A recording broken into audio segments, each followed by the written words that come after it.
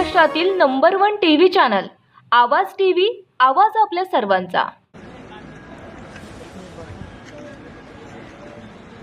आज आपल्या अक्कलपाडा धरणातून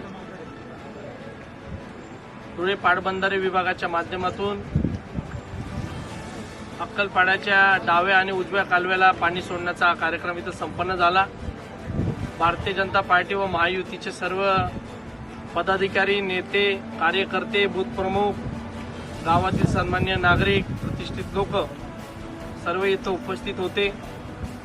अल निनोच्या सावटामुळे महाराष्ट्र राज्यातला संबंध जलसाठे हे भविष्याचा विचार करून पाणी सोडण्याचं राज्य शासनाने बंदी केलेली होती, पण साक्री तालुक्याच्या वरती अतिशय मोठ्या प्रमाणामध्ये चांगला पाऊस झाल्या कारणाने अक्कलपाड्याचं धरण चांगल्या क्षमतेने भरले असल्या कारणाने नदीमध्ये सुद्धा विसर्ग झालेला आहे आणि अक्कलपाडाच्या डाव्या आणि उजव्या कालव्याला पाणी सोडण्याचा आज कार्यक्रम झाला।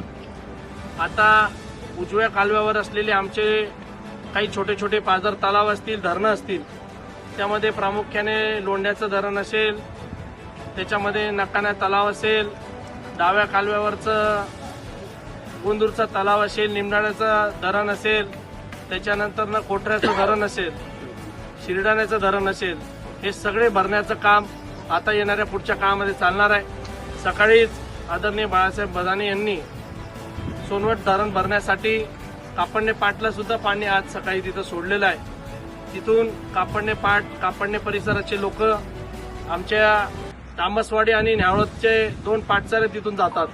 तिथं कवठ पाटचारीला सुद्धा पाणी आम्ही तिथं सोडलेलं आहे। मागच्या कार्यकाळामध्ये आम्ही तिथं दुरुस्ती करून घेतलेल्या होत्या व इतिहासामध्ये अनेक वर्ष मागणी असलेल्या 2 गावांची, सुट्रेपाडा आणि वार, या गावांना इतिहासामध्ये कधीच पाणी सुटलं नाही, पाणी पोचलं नाही।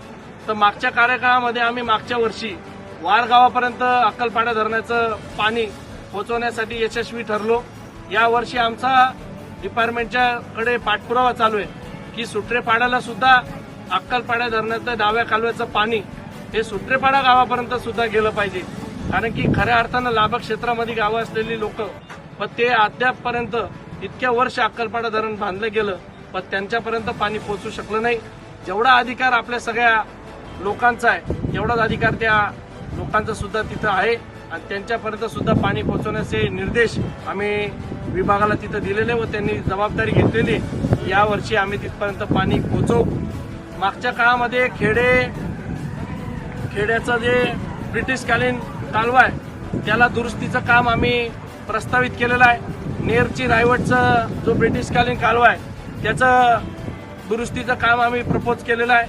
आता खेडे गावातली काही गावातनं जाणारं जे पाणी आहे त्याच्यासाठी पाईपलाईन आणि मोगन गावातली पाईपलाईन आम्ही तिथं शासनाकडे प्रलंबित आहे, ते येणाऱ्या काळामध्ये मंजूर करू व त्याला सुद्धा चांगल्या प्रकारे निधी कसा मंजूर करता येईल या महाराष्ट्र राज्याचे जलसंपदा मंत्री माननीय गिरीजी महाजन साहेब यांच्या माध्यमातून व धुळे जिल्ह्याचे पालकमंत्री आदरणीय जयकुमारजी रावल साहेब यांच्या माध्यमातून व आमच्या भारतीय जनता पार्टी व महायुतीच्या सर्व नेत्यांच्या माध्यमातून आमच्या तालुक्यातल्या गोरगरीब शेतकरी, शेतमजूर, शेतकरी राजाला जास्तीत जास्त प्रमाणामध्ये सिंचनाचा लाभ कसा मिळवून देते याच्यासाठीचा प्रयत्न आम्ही करणार आहोत। आज देवाने अतिशय चांगल्या प्रकारचा क्षण आमच्या सर्वांच्या समोर आणलाय।